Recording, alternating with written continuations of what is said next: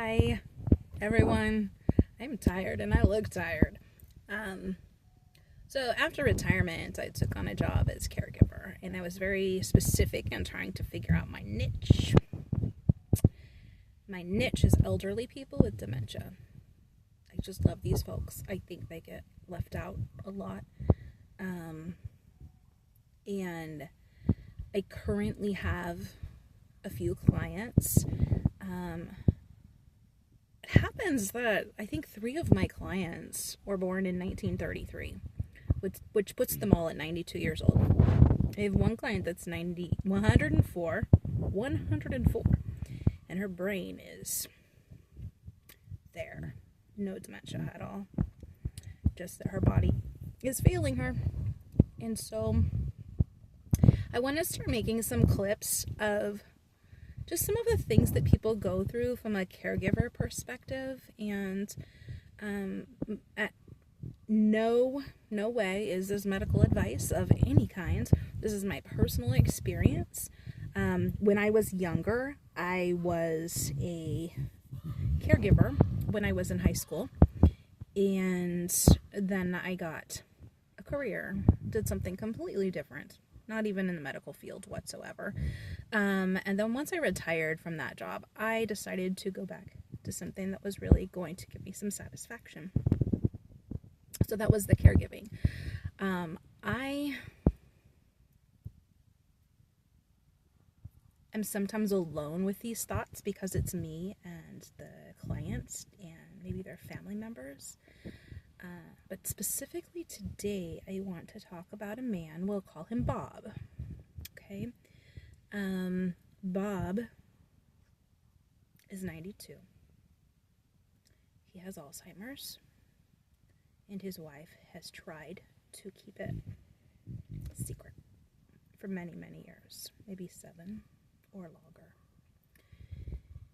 And I think there was some sort of aspect of APS, Adult Protective Services, being involved, and maybe giving an ultimatum that there needs to be these steps to get him the proper care that he needs.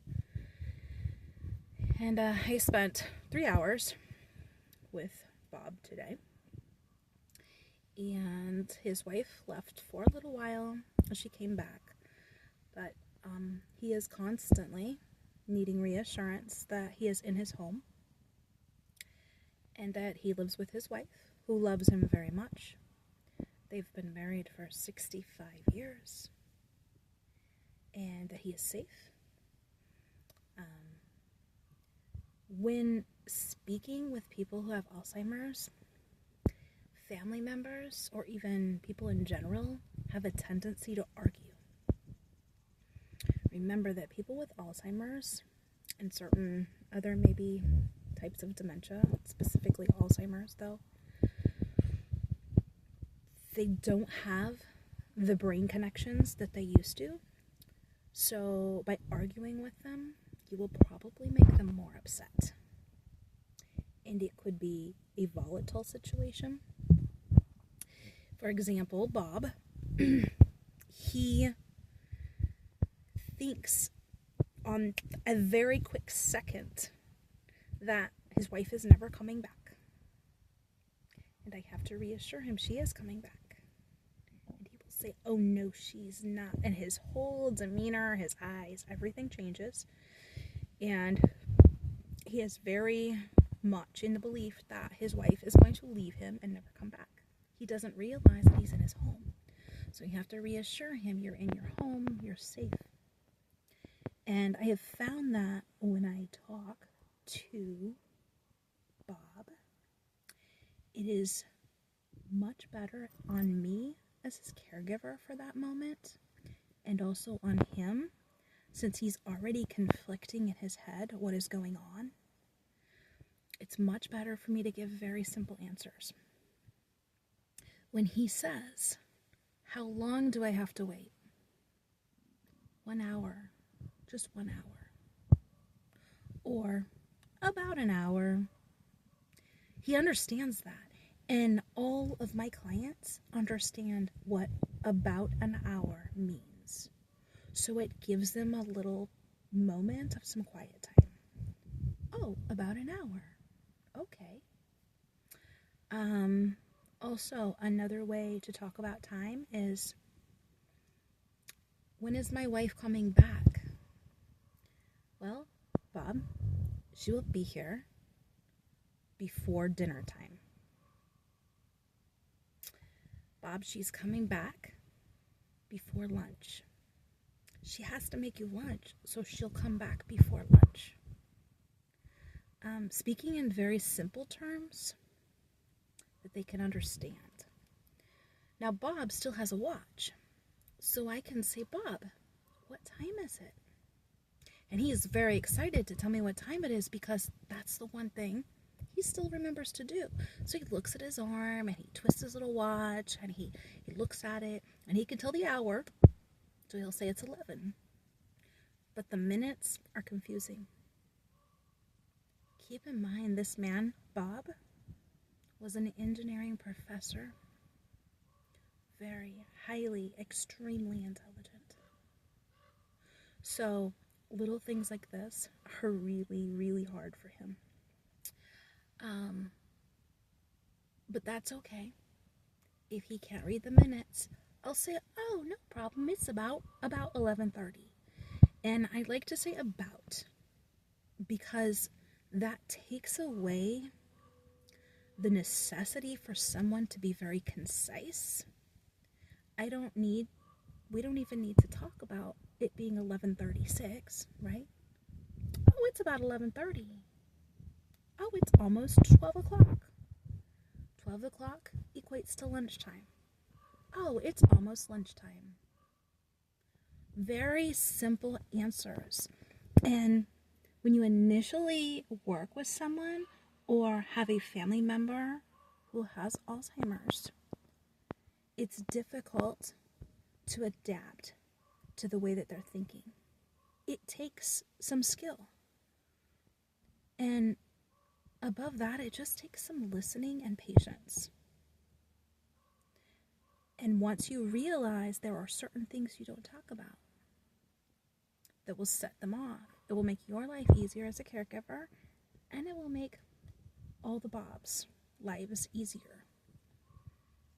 I learned right from the start that if I talk about his daughter, he confuses his daughter with his wife. So if I say, oh, your daughter, his brain immediately goes to wife. So if I say, your daughter and her husband, his brain immediately says, I told you my wife has another husband. I told you that she has a husband and she has a kid with someone else. He is reciting his life, but he's seeing it in another person. He thinks that someone else is going through the life that he once had. It's wild. I promise you, it is wild when you connect these dots and you learn to communicate with them, to put their minds at ease. Now, with Bob, I will never put his mind at ease. It's not possible. But I can make it a little easier to understand him. He likes company. He likes to greet me. Sometimes he'll come up and give me a big hug and a kiss on the cheek. And he's just happy. He knows he's happy because I'm happy. Hi, Bob, how are you? It's so good to see you. He responds to that. He probably doesn't recognize my face, but he knows that I'm someone in his life that's happy to see him. So there's ways to adapt. Now that high energy has to be quenched, smushed when it comes to certain situations, because that high energy would also set him off. So in the greeting, I can say, hi, Bob, it's great to see you. I'm happy. When he starts lowering his happiness or his excitement, you lower yours. Come down to him. And we learned this a long time ago. Like when we were growing up in school, high school, you took any psychology classes. If somebody is here, you come to their level, right? And that's automatically what we do. Somebody gets angry, we get angry. Somebody's soft, we get soft. But what we have to do as caregivers is we have to make them adjust, right? So if they're loud, we have to be soft because we're hoping that it will bring down them, bring down their level of stress and frustration. It's not easy. It's not easy. And sometimes when I'm sitting next to Bob, he has so many tears. They just flow. And he was an engineer, so he's always looking for the solution. He's always looking to figure out why his brain isn't working right. And that causes even more frustration because he's not just accepting and ignoring. I think that a lot of people that have Alzheimer's, they will just kind of sit and they will zone. They'll zone out, they'll watch TV mindlessly and just look at the screen. If another person has dementia, that's kind of what he does. He watches TV. I'm like, so what are you watching there? I don't know. Oh, it's football. Do you like football? No. Oh, okay. Do you want to watch something else? I don't care. What do you want for lunch? I don't care. Because he can't recognize those things. Like, he just has decided somewhere in his brain that he is just not going to care. But the people that still care, the people that still want to find a solution and still want to be the person they were, they have those flashback moments. It is really hard. So I think I wanted to share this, and I'll share more as I go through. There is hope in talking to people who have these cognitive differences. It just takes some understanding and some empathy. How would I feel if my brain was crossing over? He's an engineer. Bob is an engineer. So he understands when I say, oh, your wires are getting a little crossed, huh? They're feeling a little like your wires in your brain. He understands that, right? Most people that have Alzheimer's wouldn't understand that, but I know what he did for work. Wires, things connecting, engineering terminology. Find out what your clients did. Find out what your whoever it is, your loved one, use those terms that they're familiar with when they were younger. Whether they were in high school, 20s, 30s, when they were younger, use some of that information. Go back in time. Don't talk about current events because that stuff is jumbled. It's very, very jumbled. I hope this is helpful to someone, and I would love for you to subscribe. I'm going to have more content and talk about some of these things to let you know you're not alone, and there are ways to help to alleviate the brain pain. It's pain. We don't see the physical pain because they're not bleeding, but their brain is very painful. So let's talk about this in the future, and I really hope that you have a great day and you make it the best you can, because you never know when we're going to need this help on our own. Our own selves are going to need care. I think that I really believe you get what you give, right? So I'm giving at this point in my life because I want to get back that same kindness when I'm there. Okay, everyone, talk to you soon and have a great day.